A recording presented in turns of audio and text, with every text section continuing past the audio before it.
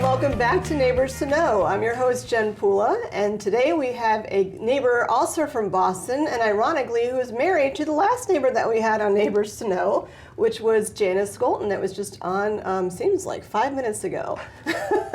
So we're in a new year, we're here for new possibilities, and our neighbor today has a lot of stuff to share with us about his journey and sharing in some really important take-homes for starting, especially off for this new year, about like waking up to anything that could be true for you, waking up to leading a life that's fulfilling and inspiring to you, and whatever that might look like.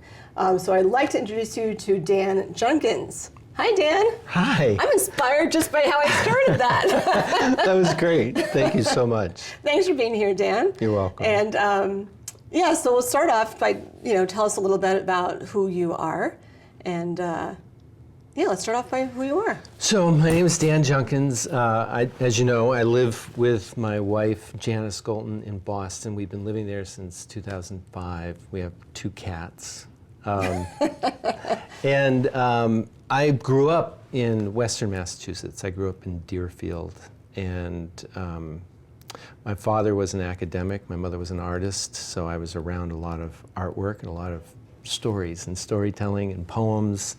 Grew up with two parents that kind of doted on us. So they read stories to us in bed.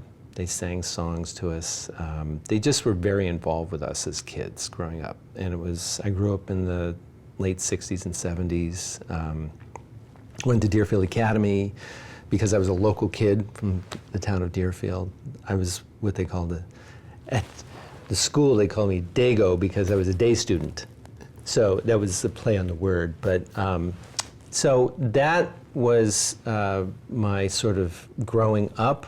Well, when you say storytelling, was it storytelling like about your family and their experiences, or was it like a fantasy storytelling? It was like fantasy storytelling. Like my mother got me involved with Greek mythology in 6th grade. I read all the Greek myths. I mean, I became like this voracious reader of stories, but they would tell us all these stories at nighttime, going to bed.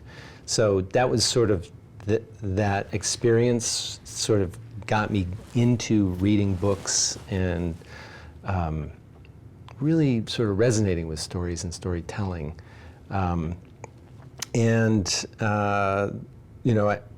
But it also sort of, I think it also started my eclectic path of That's a jobs. great word. You've had some pretty unique, cool jobs. Yeah. I worked for 14 years at the Yankee Candle company. I was the last hand dipper of candles there, and I was the first machine operator. And then I landed a fascinating job in the store itself in what they called the Candle Making Museum, where we shared about the history of candles and candle making. We were dressed in the outfits of the 1700s as a candle maker and doing demonstrations and sharing with people about candles and actually making them by hand. So that was a lot of fun. And you worked on a boat? I did. I worked on a boat for a year. I worked on a schooner off the coast of Maine as a deckhand, but also did a lot of woodworking for the boat too. So it was a lot of prep work to get the boat in the water. But that was an amazing learning experience. Part of that was due to my family vacationing on an island off the coast of Maine, and they had a sailboat, and we used to spend months trying to get the boat in the water. So I ended up fulfilling a fantasy of mine of being a deckhand, and I did that for a while, but then had to get to make some money because I wasn't making any money there. But well, that's great about the storytelling, that you have your mind open to all these different things, like, I could be Zeus, and yeah, right, exactly. I could live in the water with my trident, and you don't know. And in a lot of ways, I mean, there was one night where there was a storm where the captain called me. The boat was docked in the water, but it was like almost a semi-hurricane, and he had me go down there because I only lived 400 yards away, and we literally were like fighting the water, the wind, and everything to try and make sure the boat wasn't damaged in any way. And that was really actually scary, but exciting in a lot of ways. I know that sounds crazy. Well, it's exciting to me. For me, if land would be nearby. I was on the deck, you know. Yeah, right. As long right. as you're docked and you know you can at least get his rope to get to dry land and Yes. Cover. Yes. And so interestingly, I went from that to a couple of odd jobs along the way, and then ended up with a chimney sweep company. So for another 14 years, I worked in the chimney sweep company, first as an actual chimney sweep for about 4 years, and then I went and began managing the company from the office, and then doing sales from the office. I'm going to go back to my fantasy land of your story, because Mary Poppins is one of my most favorite books and movies. It's so funny that you say that, because as a little boy, my mother had me watch Mary Poppins Really? at the age of like 3 or 4, and I fell in love with Julie Andrews. And where we were living at that point, there was a neighbor across the street who was the spitting image of Julie Andrews. Interesting. And so during the day, I would meander, I was like 2 or 3, I'd meander over to her doorstep and literally sit on the doorstep waiting for her to come out. And she would call my mother and say, Marty, your son is at my doorstep. And so she'd have to come across the street and grab me and bring me back. That's awesome. Yeah. Is that why you wanted to be a chimney sweep? Yeah, That's I think awesome. so. Yeah. To be like Bert, I think is his name, Bert. right? Yep. Yeah. So. So what does that look like a day, really briefly, because that's not the crux of why we're here, but I'm just intrigued by the chimney sweep thing, because I am visualizing right now them dancing on the rooftops with their, I don't even know what they're called, the broomy things. The chimney with brush. Yeah. Yep, the so chimney like sweep. really briefly, like a day in the life of a chimney sweep in 30 seconds. Well, we literally would show up at the office and get our itinerary for the work. They usually book like 4 or 5 visits to 4 or 5 different houses. We actually would show up at the house in a van, dressed in a black pants, regular black shirt, looking like a utility guy, and then basically set up in front of the fireplace with a drop cloth, with a vacuum, with brushes. So very much Mary Brushing. Poppins so far. Kind of. Yeah. But interestingly enough, we were booked a lot more for cleaning the chimneys for oil heating systems and gas heating systems. Oh, okay. So we were doing more work there than to fireplaces, because there's not a lot of people who are actually burning fires in fireplaces anymore, or even wood stoves. So the majority of our work was actually cleaning those chimneys. So we bumped into oil guys and plumbers a lot, and they were constantly calling us to resolve issues for heating systems that were not necessarily with the heating system, but with the chimney. So, and we did a lot of repair work on the chimneys themselves too. So that was sort of, and then we would write up a report, give it to the customer, review it with them, tell them what's going on. And then go on the rooftops and start dancing. Get the penguins and cue the song. Right. And we even, there was a mantra during the job where they said, you always have to get up on the roof no matter what. But there were certain days when we couldn't do that.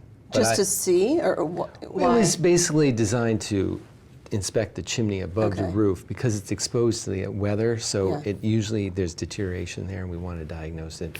The downside is that in the wintertime here in New England, it's kind of rough, with snow and ice. And I stupidly did it one time, got up on the roof and slipped. Oh. Fell off the roof, but thank God there had been a blizzard the day before, and there was like 3 feet of snow, and I went right into this big fluffy snow pile.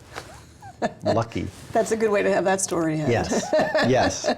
So it's cool that your family opened up, this world of storytelling, and it's, as you're going from all these different things in storytelling. So what was after the chimney sweep? So after the chimney sweep, I actually, it was not, I ended the job because I was diagnosed with leukemia. And it came out of the blue.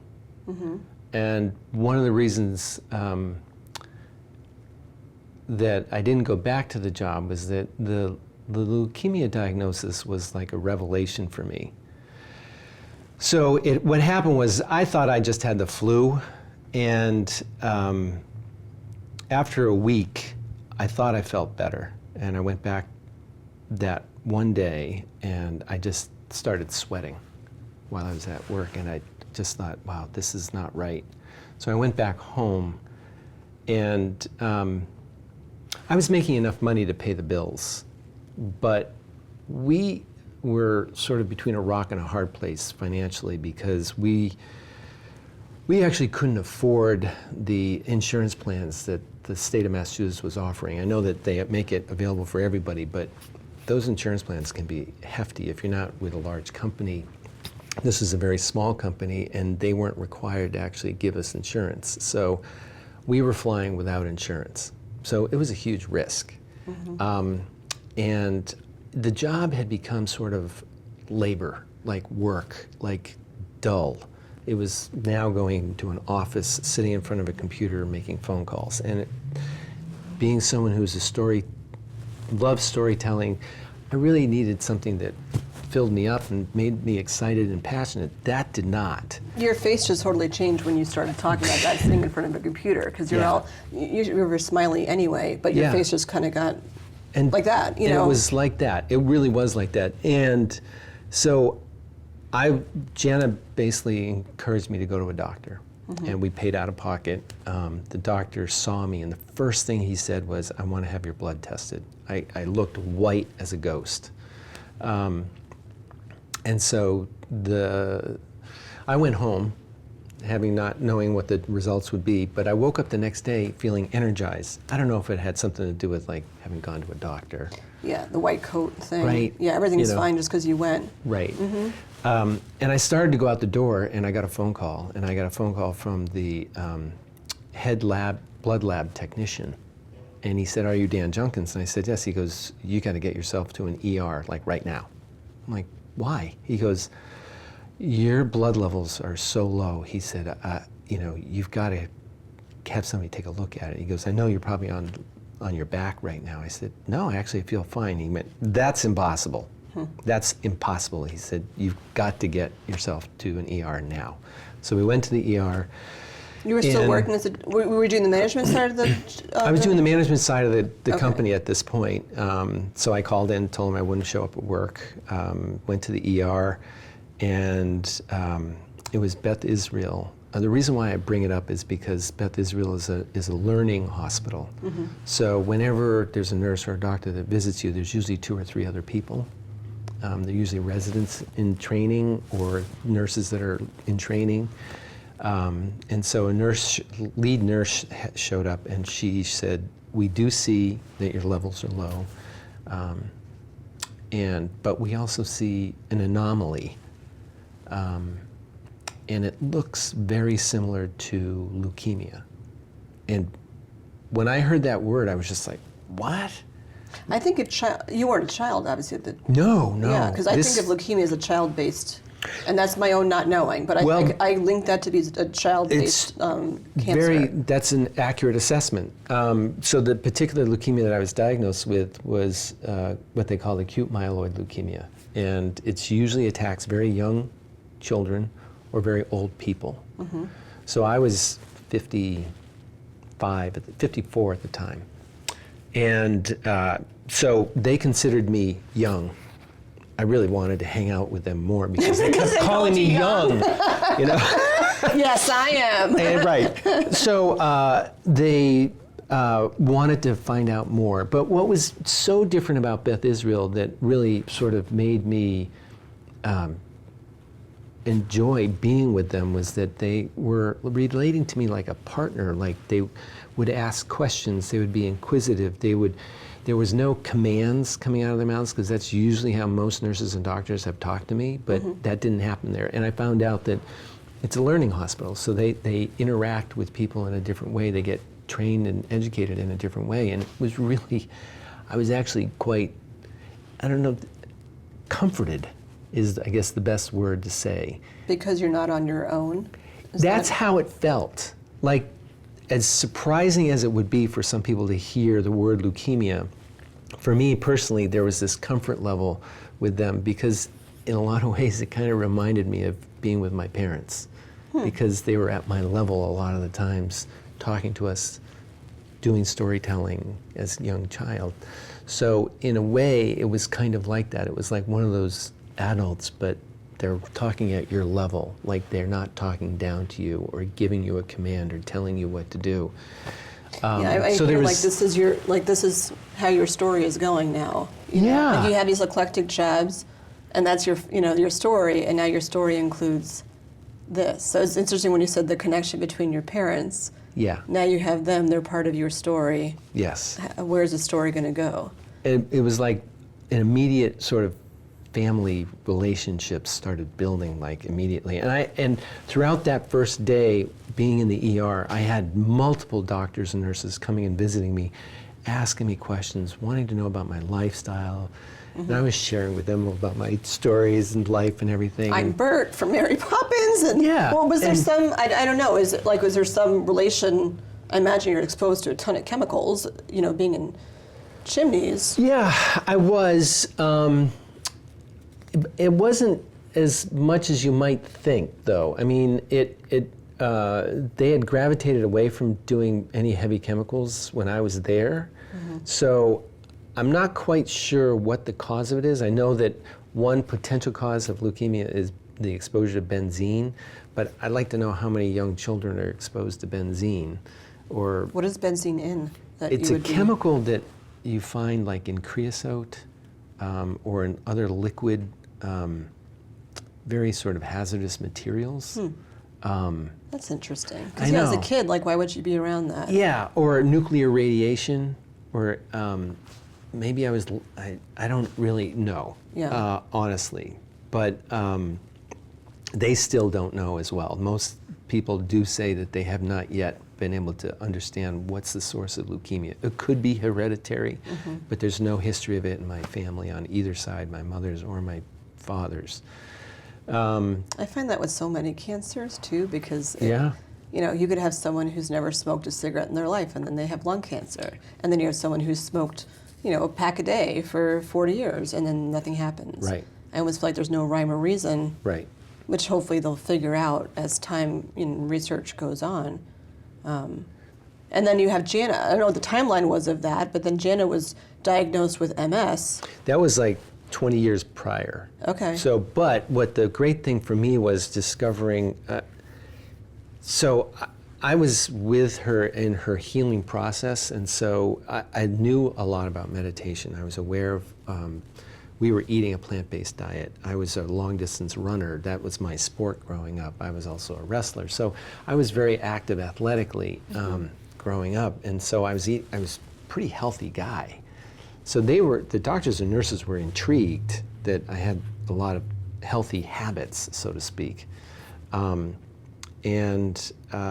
So for me, it was really inspiring to sort of keep getting feedback from them, because they kept saying I was young. I was like, keep saying that. I like that.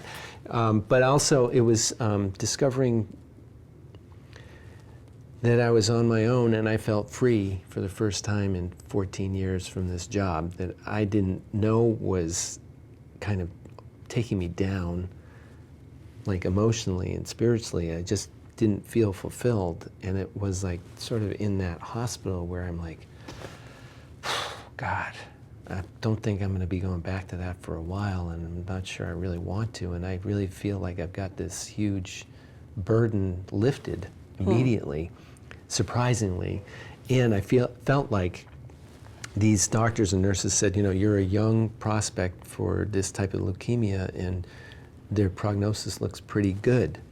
So we think that we could help you, and we're just wanting your permission. And they kept asking for my permission. I'm like, hell yeah, of course, and so.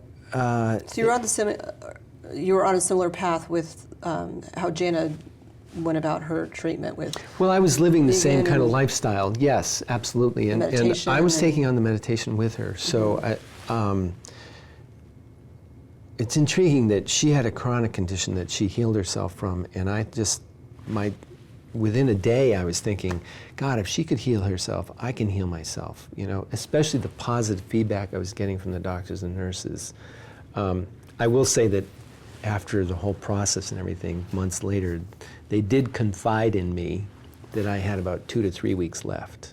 which was a real shock. And they didn't tell you that. They didn't tell me before that right those two- away. Wow. They did not Okay. want to hit me with that. Yeah. So in a lot of ways, I have an immense amount of respect and admiration for the way they handled that conversation. It really seemed to me like they were really very listening. They were listening oriented, so to speak, and really were interested in making sure that they spoke in a particular way that didn't impact me in some way. So I enjoyed it immensely, surprisingly. I know it sounds crazy to a lot of people out there, but for me in the moment, it was inspiring to sort of be around these kind of people that really were about caring.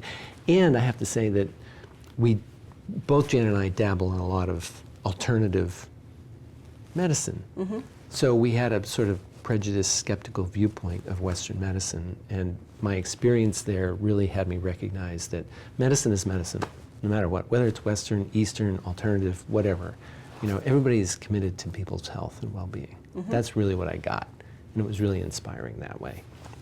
And then So what was the Western medicine part? Because well, the Western medicine part was I was then prescribed the most powerful chemotherapy protocol in all the cancers out there. I didn't know that till afterwards, thank God. I'm glad I didn't.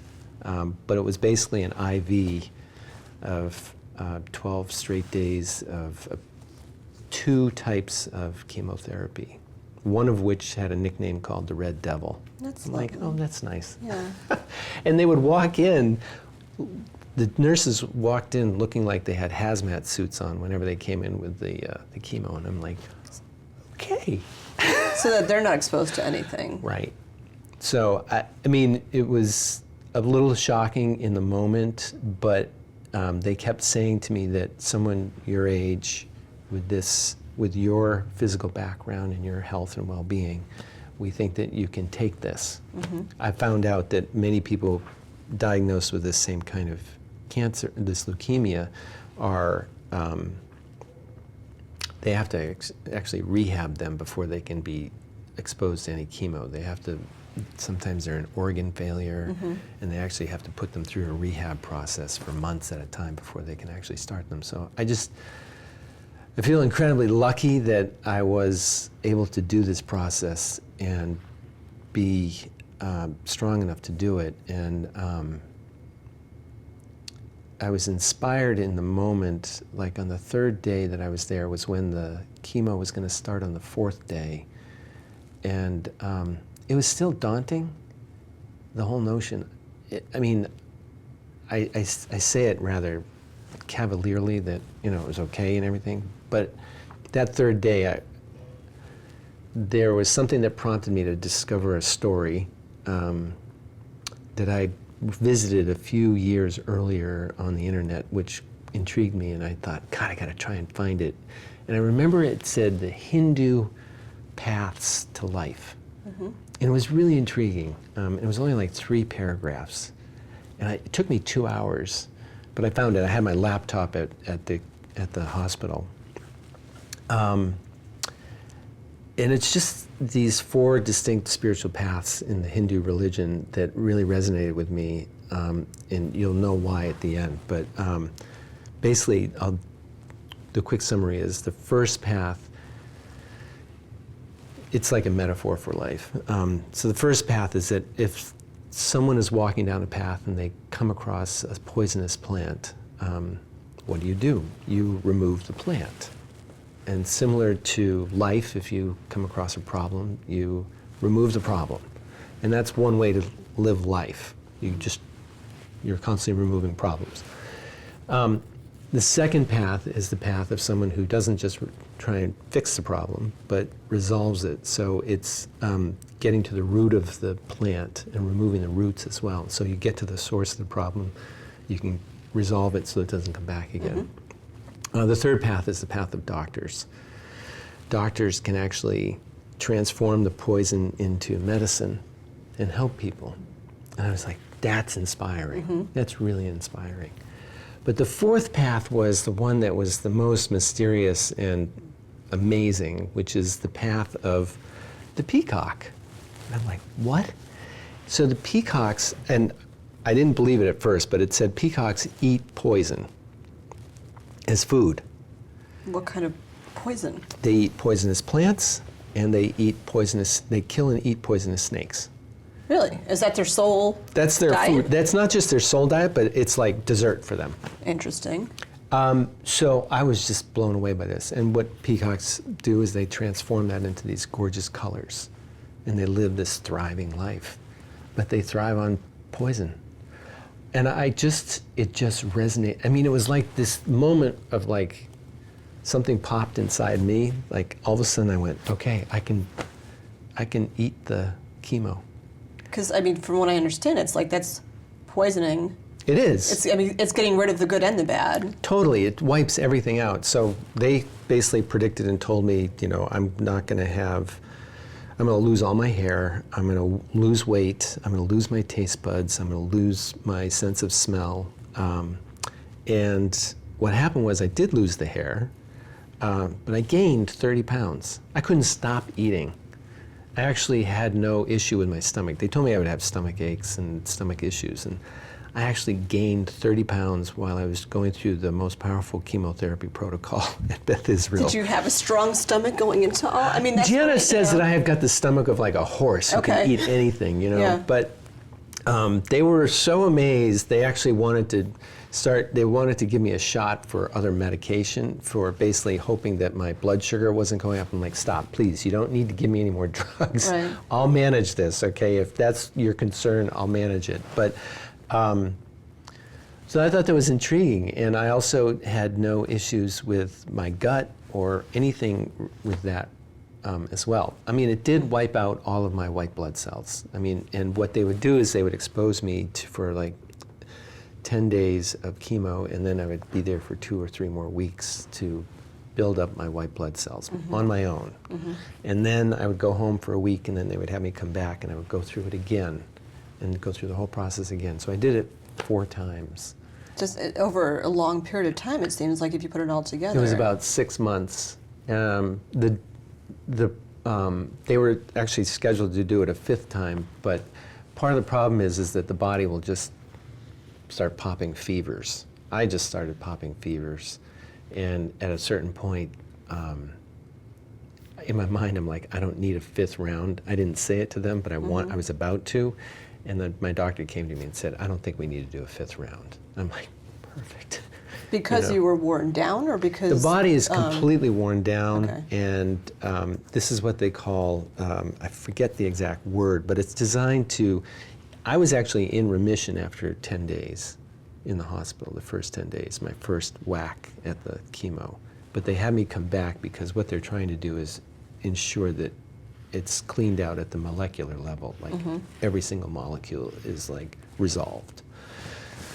So it took a year for my blood levels to get back to normal after the chemo. And so they had to be I had to be very careful. So I wore gloves, I wore a mask and whatnot. So it was a long process, but I feel like my training as a long distance runner served me well. Yeah. Being able to sort of see the end line, so to speak, knowing that it will end at some point. But I will say that probably the most profound part of the whole thing were the visitors. Oh, yeah, I was going to ask you what kind of support you had with the whole process. Yeah, Jana was amazing. She was the most incredible partner, one, because there was all of these things, plant-based diet. She was coming in and making these incredible blueberry smoothies, bringing them in every morning, filled with all these different supplements and amazing stuff. I mean, it was just, it was great to get a visit from her every day. My mother was coming in 2 or 3 times a week. She was driving in an hour outside the city of Boston to visit me. My best friend Jim was visiting me. He lived right down the road from me. And then I had family, relatives I hadn't seen in years. Actually, co-workers from the Yankee Candle company from 25 years ago. My first supervisor showed up with his family. They came and visited me.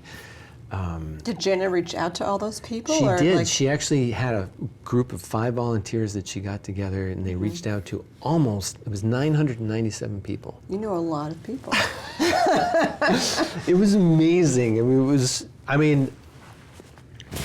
Again, getting kind of choked up, but I mean, I think that was the most inspiring part for me, because it's really about the communities in your life that make the biggest difference. And it was really, for me, I really feel like this was a gift of having a wake-up call. Like, instead of just thinking like you don't have a lot of friends, like recognizing you have an amazing amount of friends, and you really got to open your heart up to be open to having that all come in, all that love and affection and people just wanting to be with you. Were you open to that, or were you, I mean, I know some people are like, I don't want the help, I can take care of it all by myself. Well, it was really intriguing because I got coaching from the nurses, and the nurses were like, you really got to share with people and talk about this. And so I took that on with gusto, and I think a lot of that had to do with the fact that I just had a very loving family growing up. And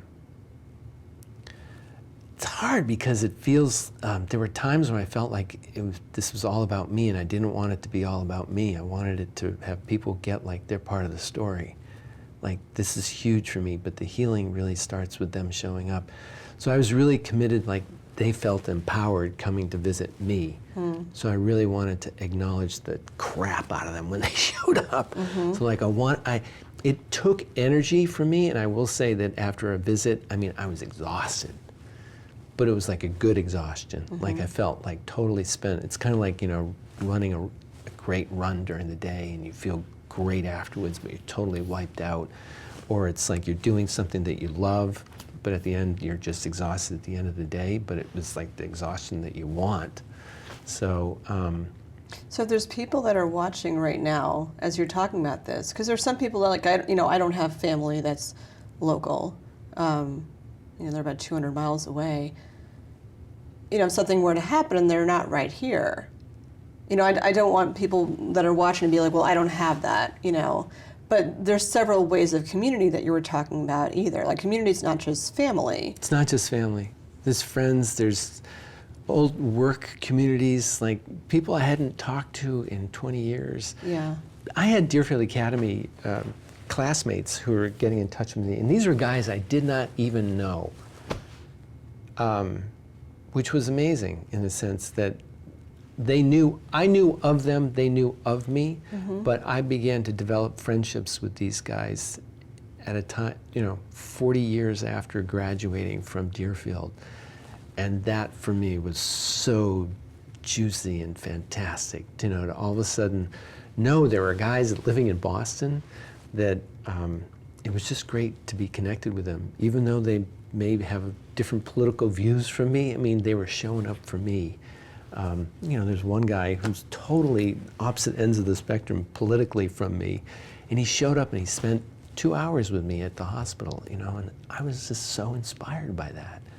I feel like you just never know the impact that you have on other people, and being open to accepting that help, which is hard for some people, but you're right, is huge, because when you accept that can come in to you and see, you're lit up to see, and it had an impact.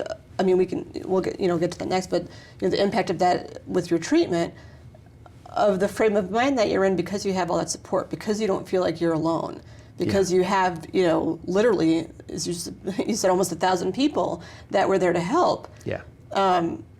But it's, there are people around you that you might not think that you're connected to. Yeah. And that's one big crux of why I do this too. It's like, you're not on your own.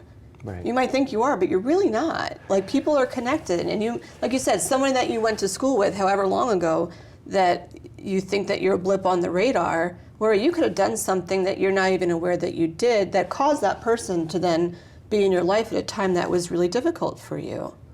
Yeah, it's so true. You're sharing this, and what I'm present to is like, we think of ourselves as separate. We have a brain, we have a body, we have this bag of bones, we got this thing we call ourselves, and we think we're separate. And I think it's an illusion that we live like we're separate from others. And when you discover the communities, and I think that when we say we're alone, I think we forget that we still have a mother and a father, somewhere, some way, somehow, no matter what the dynamics of that relationship is. But we are related. We are related in some way, shape, or form. And for me, discovering the relationships in my life was just a huge gift. I mean, it was a huge gift, and it was like a huge healing process. Now, we all have different modalities and different things that we take on for healing. You know, one of the things that I took on was like there's this inner healing core that's always there. I would think we shared earlier about that sounds kind of woo-woo, the inner healing core, but you know, it was woo-woo. The more, I mean, I spent hours, talking to you because it did sound woo, and I'm like, I don't, you know, between your and Jana's stories, I'm like, I don't want to come across being cynical. Yeah. But I need to understand too, because of course, there's certain things out there that you don't understand. There's, you know, people are cynical about, not cynical, skeptical is a better word, I guess. Just out of not understanding, and you can't understand because you're not in your shoes. Everyone has their own path, but you know, and being open to hearing stuff, and like what I'm pulling from you is, you might think that you're alone, but nobody truly is alone. There's somebody there. Yeah. And that web, you know, like the ripple effect, you know, it does grow into things that you have no idea. You have no idea about. One thing I forgot to share was that Beth Israel offers Reiki. Really? They offer Reiki for all their patients. So I took it, you know, and I had done Reiki before. I thought it was a bunch of crap. I really did. Yeah. But I took it on in the hospital, and it was mind-blowing. I mean, I was stunned at how energized I felt afterwards. Yeah. My sister flew in from Seattle, and she spent 10 days. They put a cot bed in my hospital room, and she lived with me for 10 days in the hospital. It's the most time that we had spent together since we were little kids. And you know, she's teaching Kundalini yoga, which is all about breathing. Yeah. And so one of the things is you get interrupted every 3 hours in the hospital, no matter what the time of the day or night is. And so I get woken up 3 times every night. And so I would be lying there, and all of a sudden I would hear, "Are you up?" Like, "Yeah." It's my sister. She's like, "Okay, we're gonna do breath of fire." I'm like, "What?" "What?" So she'd have me sit on the bed, and I'd be doing this. Like you're in labor. Exactly. For like 20 seconds, and I'd be wiped out, like just completely wiped out. And she's like, "Okay, good, you can go back to sleep now." That's funny. So, but I mean, it was things like that, just the interactions, doing that kind of work, everything. It's just very inspiring. And it's my story. And I'm aware that, you know, everybody has their own unique story. Everybody has a different way that healing works for them. And there's so many different modalities out there. I mean, I've mentioned all these things that we do, but I'm well aware that, you know, there are some people that eat meat-based diets that they can heal. Maybe a little bit more work, not as efficient, but I mean, irrespective of that, people heal. It's just a question of discovering that inner healing core that's always there. When you cut your finger, the body heals itself. And we just have to find ways to activate that. You know, there's deep mysteries that science still hasn't figured out. The parasympathetic nervous system, the sympathetic nervous system, the intrinsic nervous system. These are all systems that they have a lot of questions to try and find out about that. But I mean, I'm learning more and more about it myself. And it sounds like they are too, from, you know, working together as a team. So where's your path now with all of this? So I have a website, danieljunkins.com. I've got a blog, so I've been blogging. And so I'm just writing and wanting to speak about my story and just leave people with like some germs of hope and inspiration, that they can discover their own story or find themselves in their own communities and activate their own inner healing core in some way. Yeah. And that's a great way to start off, you know, start brand new and 2020. In 2020. I just like to say 2020 all the time. Isn't it great? I've had 2 other friends like who so said long ago, you know. know.